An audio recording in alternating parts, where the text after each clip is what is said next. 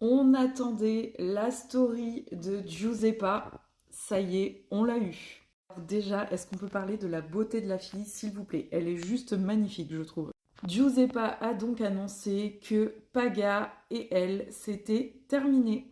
Bon, en vrai, Paga a repris les stories depuis 2 3 jours et il n'y a jamais Giuseppa dessus, donc il y avait quand même de gros doutes.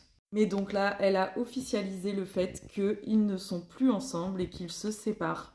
Elle a aussi expliqué que ça fait déjà plusieurs mois que ça n'allait pas.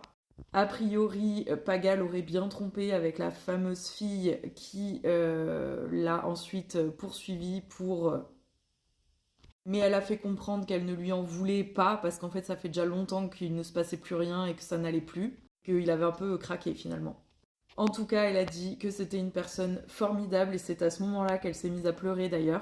Une personne extraordinaire. Elle a remercié les gens qui les ont soutenus lorsqu'il y a eu l'affaire avec Paga justement et qui ont pris notamment la défense de Paga en disant que c'était quelqu'un de bien parce qu'elle dit que effectivement c'est quelqu'un de bien.